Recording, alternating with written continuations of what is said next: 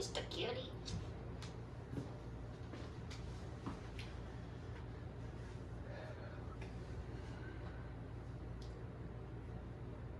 Hello, my name is Mosquito.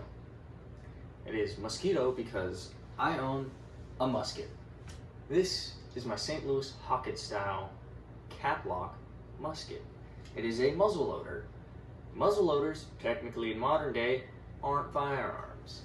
Muzzle loader meaning or requiring you have to take your measured charge, pour it down the barrel, take a patch ball or a conical shaped conical shaped projectile, place that and ram it down the barrel. Usually there's a ramrod that will go right here, but my ramrod is currently broken. We don't talk about what happened to it. But once you would do that, you would come back to the rear of your rifle, pull your lock to half cock. Once it's at half cock, you take your percussion cap, place it on the top, and then you'd set it to full cock, pull your set trigger to arm. Once it's ready, you pull your main trigger, releasing it. There are other styles of locks, such as a flintlock, but I didn't want to get a flintlock because flintlocks are gay. No, I'm kidding. Flintlocks they're not my particular one.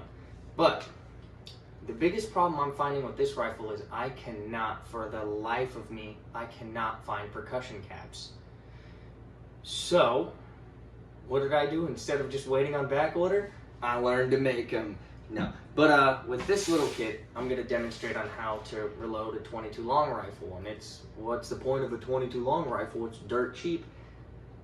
Yeah, but if you understand the history of a 22 long rifle and the 22 round itself, that it dates all the way back to 1861. And an original 22 round from 1861 would have been a black powder 22 BB. It's got its history being an original black powder round, but if you learn how to reload the primers and do all that for the 22 long rifle, you can reload anything. You can reload primers, you can reload shotgun shells, you can reload, hell, you could reload a 50 BMG if you really wanted to. I don't think that would be really practical. I think it'd be more practical with Nope, don't listen to this part. This is illegal. That is wrong. Blah, blah, blah. With this kit, I'll demonstrate on how to reload primers with the 600 roll caps and the 8-ring caps, the little circular ring caps. Personally, I prefer the 600 roll caps because you get twice the amount of power with the powder or priming compound with way less the effort. And in future videos, I'll demonstrate how do you make and mix your own proper Armstrong's mix to reload your own, Alright, to start out, we're going to take our brass and we're going to take a wire brush and we're just going to clean that inner rim of that brass.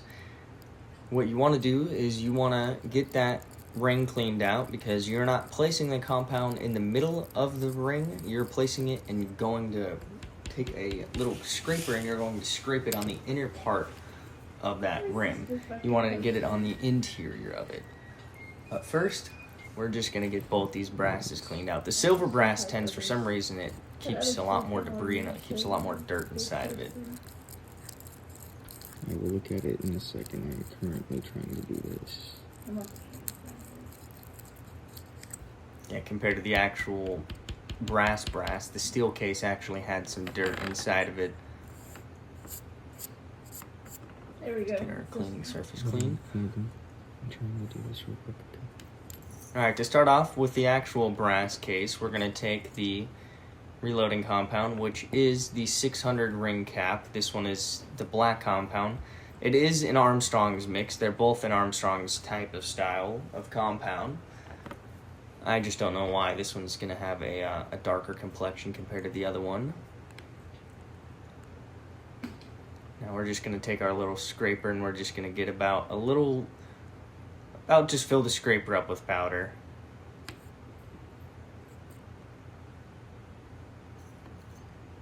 Might put a little bit more.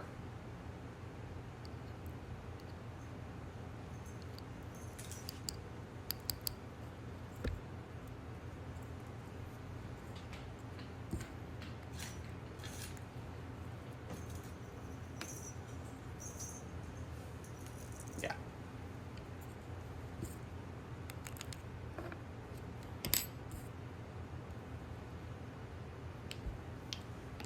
Alright, now we're just going to tap that case to get all that powder to settle at that bottom, or that priming compound. Now for this one, the steel case, we're going to take the 8-ring caps. Actually, it looks like there's still a lot of dirt in that case still. You want to try to get the case as clean as possible. You want to have no debris in there, because if you have the slightest amount of debris that gets in the front, say it gets in the front of the priming compound, and then you end up stuffing the debris in the rim where the priming compound goes, you pretty much just wasted all your time. Yeah, you can see all that extra debris. There's still a tad bit in there, but it should be fine. So yeah, take that little 8-ring cap. We're going to remove that one little piece of paper. And then once you have that piece of paper removed, usually you can do it with one, but sometimes, usually most of the time, I'll do it with 2 of them. With this one, we're going to take a pair of pliers, and we're just going to lightly crush the back of that ring. If you crush it too hard, you will ignite that. And I have ignited it before. It's not that it's bad, but if you have a large quantity of powder, say you have like 15 to 20 caps crushed, yeah, it's not necessary. You're going from having a tiny, boom in your hand to a big boom.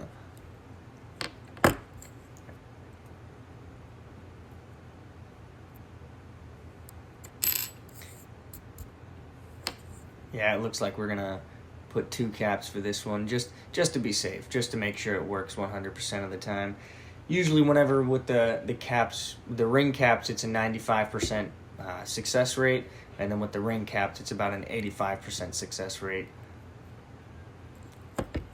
And after we have done that, we're gonna set them off to the side, and then we're gonna take, oh, careful not to drop that one. Thankfully, that one's kind of like a paste, so it's not gonna fall out, but we're gonna take isopropyl alcohol, and we're gonna drip that inside those cases.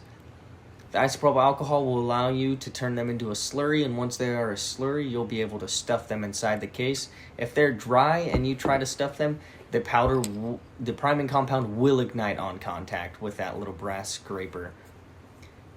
Then you're going to take that scraper and you're going to come in at an angle, and you're just going to get it into that rim, and then you're going to spin it around. Once you've spun it around, you're all set.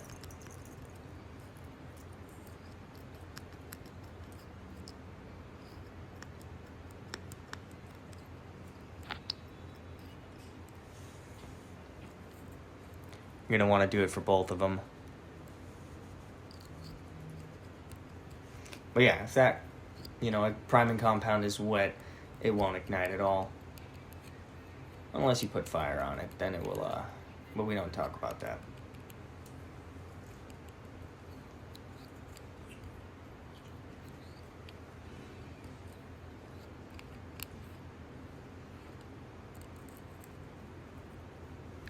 Alrighty, and then we'll wait till the next day, and once they're dried, we'll reload.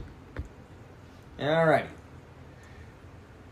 Now that they've dried, we're going to do 2 types of reload. We're going to do a black powder one on the right and a just basic nitrocellulose load on the left. To start off, we're going to take our little funnel, and we're going to place it into the actual brass one. The brass one is the nitrocellulose load, and we're going to take our little tube of nitrocellulose, aka smokeless powder, and we're going to open our little tool compartment, and we're going to take our mini funnel, or not mini funnel, our mini measure. Our mini measure has 2 distinct measures on it. It has a large and a small. For a gas-operated, semi-automatic 22 caliber rifle, we are going to use a 1.5 scoop, so 1 large scoop and 1 small scoop.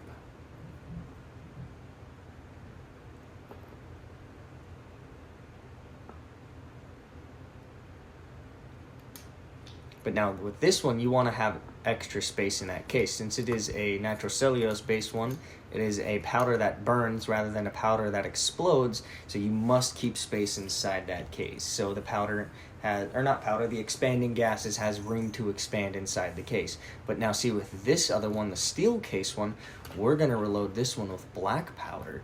Black powder is a very, very different type of propellant. It's actually technically not a propellant, it is a low media explosive. It doesn't propel anything, it just explodes to push an object forwards. Now this one, you do not want any space in the case.